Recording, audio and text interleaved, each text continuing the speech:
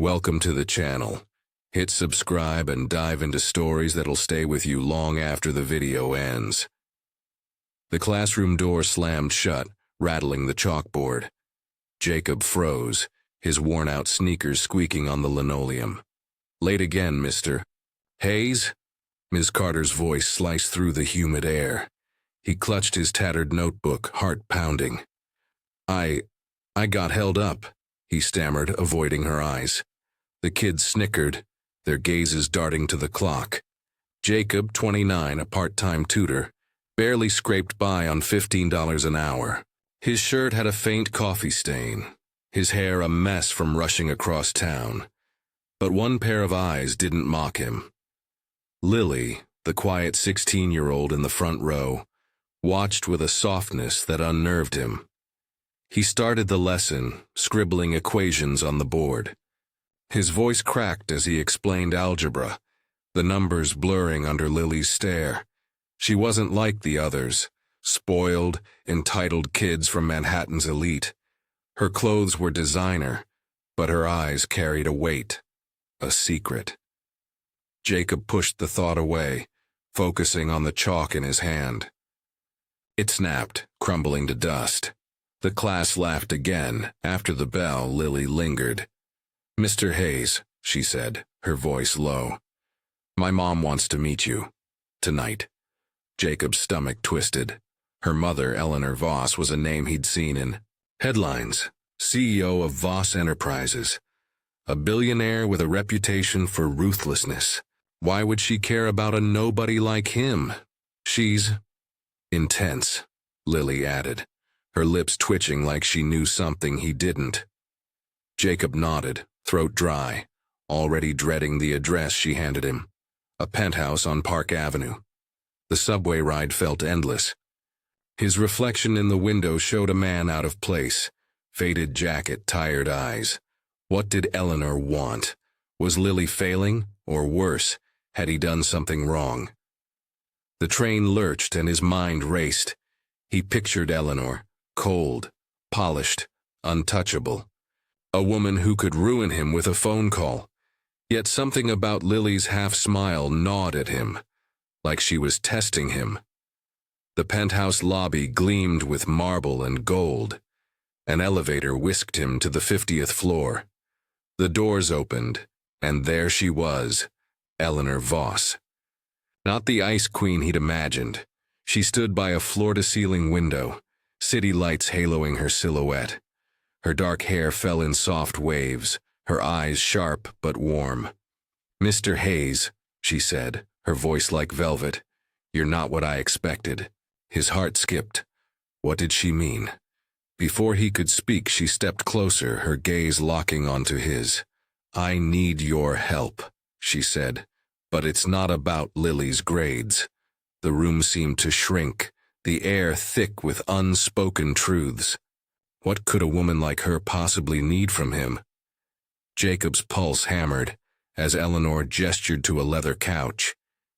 He sat, the cushions swallowing him, his thrift store jacket absurd against the penthouse's opulence.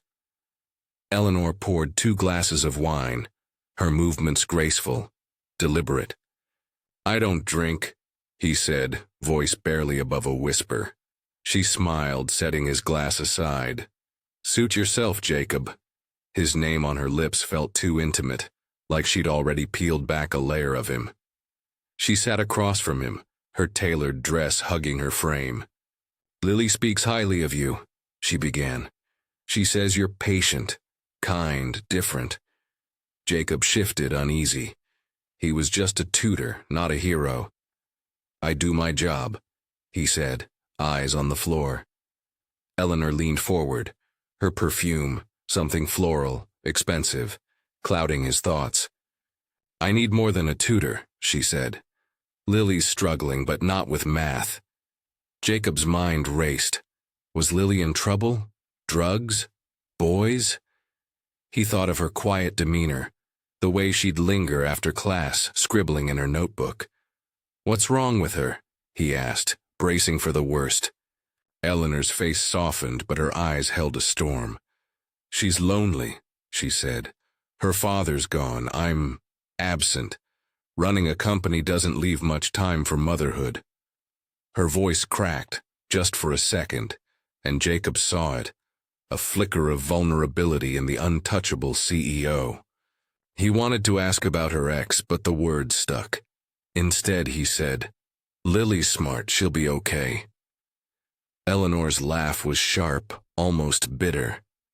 "You don't know her like I do." She stood, pacing to the window, her reflection ghostly against the city skyline.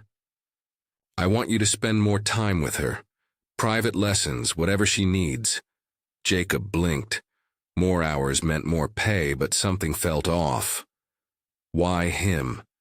There were tutors with credentials, not one scraping by in a studio apartment.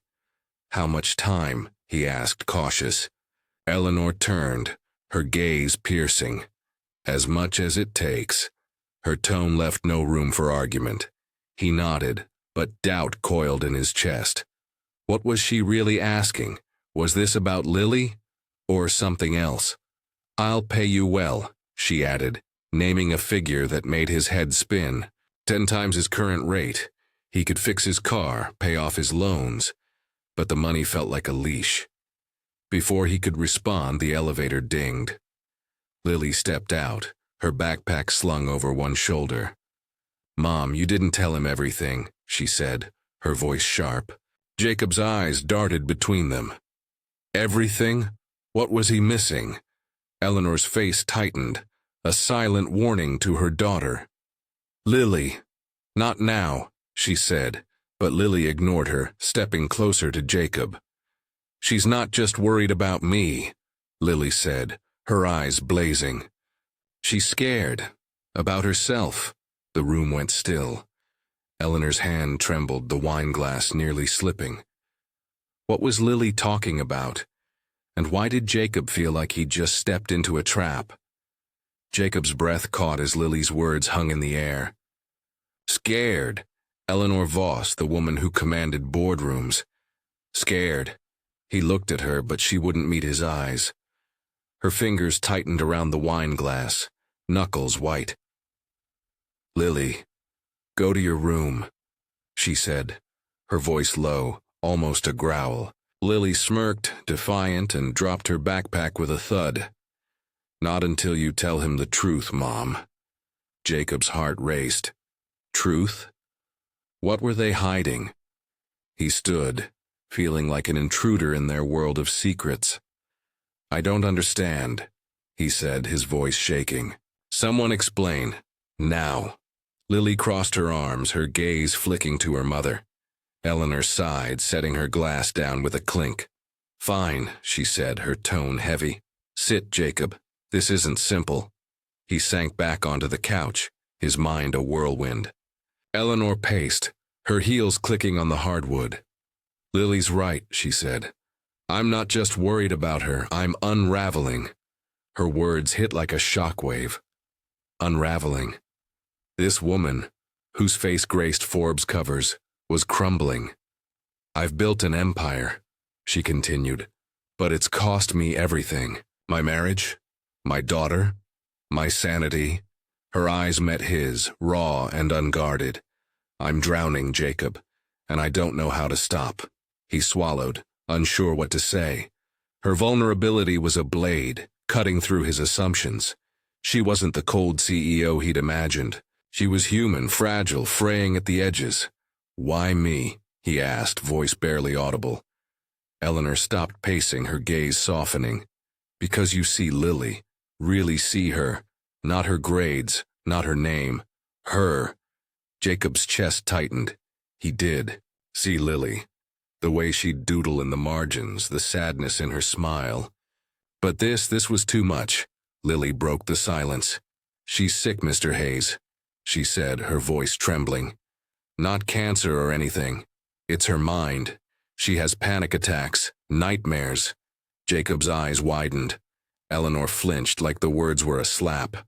"Lily, enough," she snapped, but her voice wavered. Jacob's mind reeled. A billionaire with panic attacks? It didn't add up. Or maybe it did. The pressure, the isolation. It could break anyone. I don't need a tutor for math, Lily said, stepping closer. I need you to help her, be there, like you are for me. Jacob's throat closed. Help Eleanor, he was nobody. A tutor with a past-due electric bill. I'm not a therapist, he said, his voice cracking. Eleanor's laugh was soft, almost sad. I don't need one. I need someone real. Her eyes locked onto his, and for a moment the world stopped. Her gaze wasn't just pleading. It was searching, pulling him in. Before he could respond, Lily's phone buzzed. She glanced at it, her face paling. Mom, it's him, she whispered. Eleanor froze. Who? Jacob asked, dread pooling in his gut. Lily's eyes darted to her mother, then back to him. My dad, she said. He's back, and he knows you're here. Jacob's heart thudded against his ribs. Lily's dad back? The air in the penthouse felt heavier, like a storm was brewing. Eleanor's face hardened, her vulnerability vanishing behind a mask of steel. Lily, what did he say? She asked, her voice sharp but unsteady. Lily clutched her phone, her fingers trembling. He texted. Said he's coming here, now. Jacob's eyes darted between them. Who's her dad? He asked, his voice barely steady. Eleanor's jaw tightened. Richard Voss, she said. My ex-husband. And trouble. Jacob's stomach dropped. Richard Voss wasn't just an ex-husband. He'd seen the name in tabloids. Disgraced financier. Vanished after a scandal 3 years ago. Why was he back? And why did he care about Jacob? He stood, his hands clenching. I should go, he said, but Eleanor grabbed his arm. Her touch was warm, electric, anchoring him. No, she said. Stay, please. Her eyes held a plea, but also fear. What was Richard capable of? Lily paced, her sneakers squeaking. He's angry, Mom. He saw the article about you hiring a tutor. Eleanor's brow furrowed. Article? Lily hesitated, then pulled up a gossip site on her phone. The headline screamed, Billionaire CEO hires mystery tutor for troubled daughter. Jacob's blood ran cold. His name wasn't there, but a blurry photo of him entering the school was. How did they? He started. But Eleanor cut him off. Richard has spies everywhere, she said, her voice low. He's been watching us. Jacob's mind spun. Spies? This wasn't his world. He was just a guy trying to pay his rent. But Eleanor's hand on his arm, Lily's wide eyes, they pulled him deeper. What does he want? He asked, dreading the answer. Eleanor's lips parted, but the elevator dinged before she could speak. The doors slid open, and a man stepped out. Richard Voss, tall, silver-haired. His suit immaculate, but his eyes wild. Eleanor, he said, his voice dripping with venom. And you must be the tutor. Jacob froze as Richard's gaze raked over him. It wasn't just anger, it was obsession. You think you can replace me? Richard snarled, stepping closer. Eleanor moved in front of Jacob, her posture defiant. Leave him out of this, she said, her voice steady but her hands shaking. Richard laughed. A hollow sound. He's in it now, darling. You made sure of that. Jacob's pulse roared. What did that mean? Had Eleanor planned this? Lily stepped forward, her voice small but fierce. Dad, stop. You left us. Richard's eyes softened for a split second, then hardened again. You don't understand, Lily, he said. She's using him. Just like she used me. Jacob's heart stopped. Using him. He looked at Eleanor, searching for the truth in her eyes. But she wouldn't look back. Eleanor, he whispered. What's he talking about? Her silence was louder than any answer. Richard smirked, stepping closer. You'll see soon enough, kid. Jacob's breath hitched as Richard's words echoed. Using him? Eleanor's silence was a knife twisting in his chest. He stepped back, his sneakers scuffing the polished floor. Tell me, he said, his voice breaking. Eleanor's eyes finally met his, glistening with unshed tears. Jacob, I didn't mean, she started. But Richard cut her off. Oh, she meant it, he said. his voice a low growl. She needed a pawn. Someone to make me jealous. To draw me back. Jacob's stomach churned. A pawn? Was that all he was? He thought of Eleanor's touch, her plea for help, the way her eyes had softened. Was it all a lie? Lily's voice broke through. "Dad, that's not true!" she cried, her fists clenched. "Mom's not like that. She cares about him." Jacob's heart stuttered. Cares? He looked at Eleanor, searching for answers. Her face was a storm of guilt and defiance. "Richard, enough," she said, stepping toward her ex-husband. "You left us. You don't get to rewrite the story." Richard's smirk faltered, but his eyes burned. "You think you're better than me?" he spat. "Hiring some broke tutor to play house?" "Pathetic." Jacob flinched, the words cutting deeper than they should. Broke. That's what he was. But Eleanor's hand found his, her fingers threading through his. "He's more than you'll ever be," she said. Her voice steady now. The room went quiet. The city's hum faint beyond the windows. Jacob's heart raced. Her touch grounding him. Was she defending him or still playing a game? "Jacob," she said softly, turning to him. "I didn't plan this. I hired you for Lily, but you made me feel something. Something real." Her voice trembled, raw, unguarded. He wanted to believe her, but doubt lingered like a shadow. Richard laughed, bitter and cold. "You expect me to buy that? You're incapable of love, Eleanor."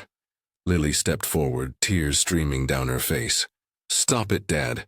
You don't know her anymore." Richard's face twisted, pain flashing in his eyes. For a moment he looked human. Broken, not a villain. "Then why am I here, Lily?" he asked, voice cracking. Jacob saw it then. Richard wasn't just angry, he was desperate.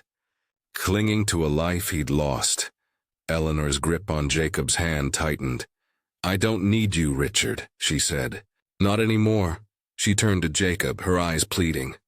"I need you," she whispered. His breath caught the weight of her words. Her touch, her vulnerability, it was too much. "I'm just a tutor," he said. Voice hoarse, but her eyes held his, unwavering. "You're more than that," she said. "You're home?" Richard backed toward the elevator, his bravado crumbling. "You'll regret this," he muttered. But the fight was gone. The doors closed, and he was gone. Lily sobbed. Collapsing into her mother's arms, Eleanor held her, then looked at Jacob. "Stay," she said. Not a command, but a hope. He nodded, his heart full. Uncertain but unafraid. For the first time, he felt like he belonged.